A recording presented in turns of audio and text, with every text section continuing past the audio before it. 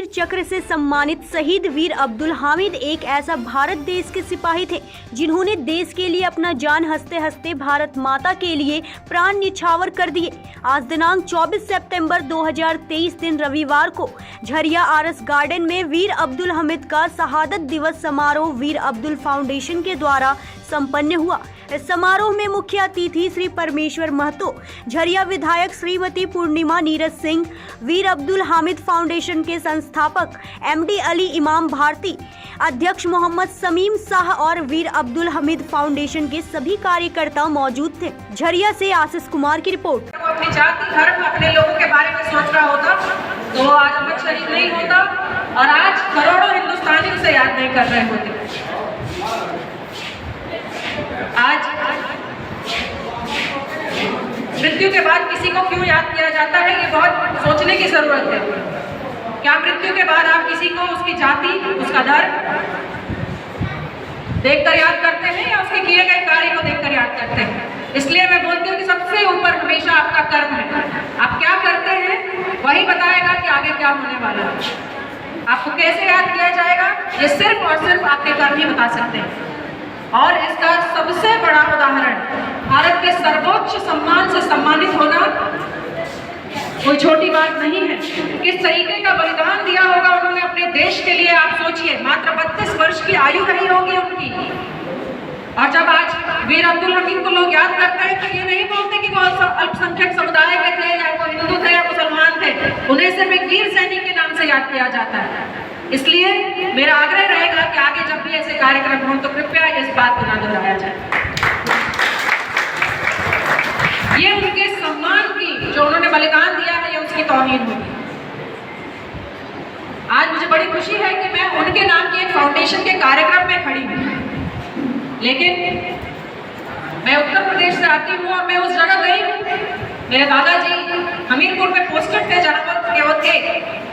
इसलिए मैं जानती हूँ, बचपन से जानती हूँ, और इसलिए भी जानती हूँ कि एकमात्र व्यक्ति वो थे जिन्हें परमवीर चक्र मिला। आप गिनती कर लीजिए कि हिंदुस्तान में हमारे कितने लोगों को परमवीर चक्र मिला है। सर्वोच्च सम्मान है। आपने कैप्टन विक्रम बत्रा का नाम सुना होगा, उन्हें मिला था। तो उस तरीके का बलिदान देना होगा और इस फाउंडेशन के थ्रू आज सिर्फ उन्हें याद नहीं करना है। मैं आग्रह करूंगी कि अपने बच्चों को आप प्रोत्साहित कीजिए कि वो सेना में जाएं, प्रोत्साहित कीजिए कि वो पुलिस में जाएं, प्रोत्साहित कीजिए कि देश सेवा के लिए आगे आए, प्रोत्साहित कीजिए कि कोई भी ऐसी परिस्थिति उनके सामने आ जाए, कठिन परिस्थिति उनके सामने आ जाए, वो कभी पीछे ना हटे और देश सेवा के लिए आगे बढ़कर सबके साथ कदम से कदम मिलाकर बढ़े। शिकायत करने का समय नहीं है, अब आगे बढ़ने का समय है, क्योंकि शिकायत करने वाले शिकायत करते पीछे छूट जाएंगे। अगर मुख्य धारा में आना, आप सबने यहाँ बुलाया इस सम्मान के लिए, मुझे बहुत खुशी है। इस फाउंडेशन के द्वारा कई सामाजिक कार्य भी किए जाते हैं। मैं आग्रह करूंगी कि विशेष करके शिक्षा ही एक ऐसा अस्त्र है जो हर वर्ग को काट सकता है। वो आपका शिक्षा ना आपकी जाति देखेगी, शिक्षा ना आपका धर्म देखेगा। शिक्षा को कोई लूट नहीं सकता।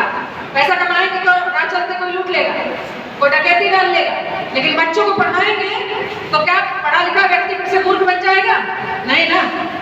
तो शिक्षा ही एक ऐसी चीज है, प्रोत्साहित कीजिए। देश सेवा में आगे आने के लिए बच्चों को प्रोत्साहित कीजिए। वीर अब्दुल हामिद जैसा बनने के लिए बच्चों को प्रोत्साहित कीजिए। और उसके बाद कहिए कि किसी में हिम्मत है कि कोई आपके ऊपर लांछन लगा दे, नहीं। इसलिए मैं कहती हूँ कि कर्म से बड़ा कुछ नहीं होता। अगर आज कोई मेरे स्वर्गीय पति को याद करता है तो क्या इसलिए याद करता है कि किसी को नुकसान पहुंचाया उन्होंने? नहीं। इसलिए सिर्फ और सिर्फ अपने कर्मों पर ध्यान देते हुए, अपने समाज को आगे अग्रसर ले जाते हुए एक प्रयास, आप सबने बहुत प्रेम दिया, आप सबने बहुत सम्मान दिया। उस सम्मान की वजह से आज इस मंच पर उपस्थित हूँ, आज इस मंच पर बोलने का मौका मिला।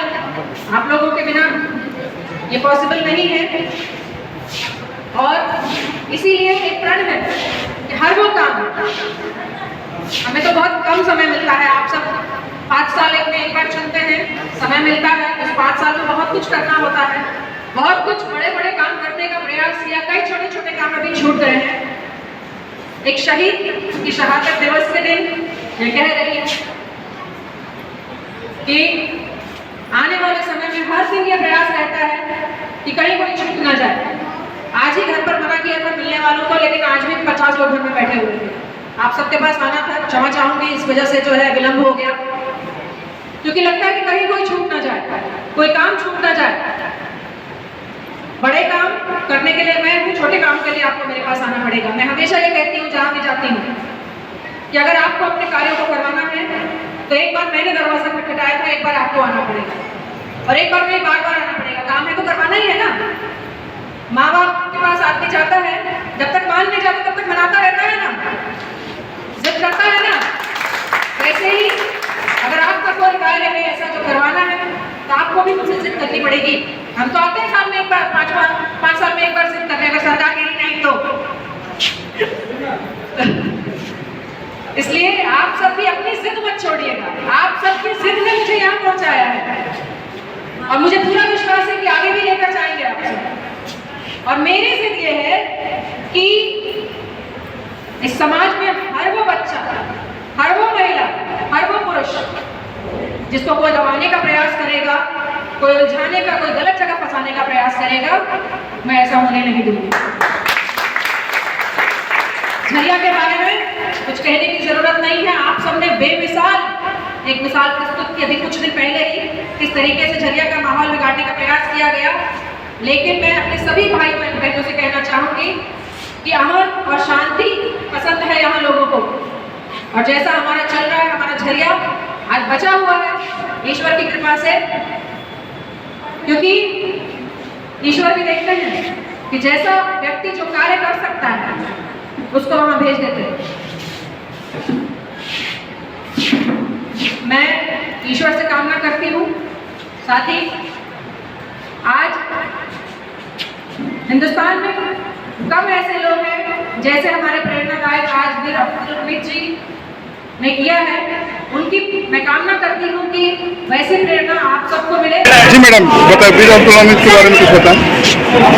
आज वीर अब्दुल हमीद फाउंडेशन द्वारा जो है हमारे परमवीर चक्र से सम्मानित वीर अब्दुल हमीद जी की 58वीं जो है पुण्यतिथि आज के दिन शहादत हुई थी 1965 के युद्ध में, पाकिस्तान के युद्ध में, और उनके बलिदान के लिए जो है भारत सरकार द्वारा उन्हें जो है परमवीर चक्र से सम्मानित किया गया था। और यहाँ पर वीर अब्दुल हमीद फाउंडेशन हमारे झरिया में है, जिसके द्वारा जो है बहुत अच्छा सामाजिक कार्य किया जाता है। उनकी पुण्यतिथि पे आज मुझे यहाँ आमंत्रित किया गया था और सभी लोगों ने यहाँ भाग लिया और सामाजिक कार्य करने के लिए हम एक दूसरे को प्रेरित करते हैं, उसी के अंतर्गत आज। जी मैडम, और वन मोर क्वेश्चन लास्ट, जैसे झरिया वसा तक इसके पास कुछ सड़क पाइप बिछड़ा है, तो उसमें पूरी तरह से मिट्टी को घर पे नहीं जा रहा है, उसके कारण बरसात के कारण पिछड़ा हुआ रहा था।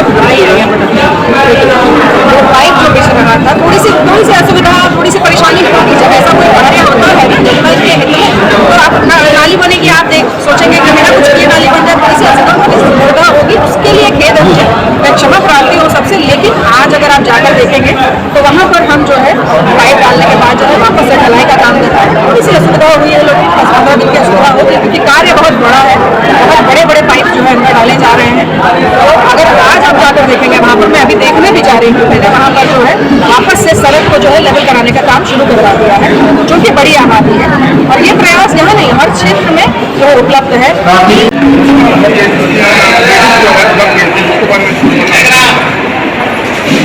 ये मृत्यु हो गया, कंपनसेशन मिल गया और बाकी चीज़ें जो है इवेंट हुआ है, इसका सब पूरा कारण किसको समझता है? किसी से बदलना है।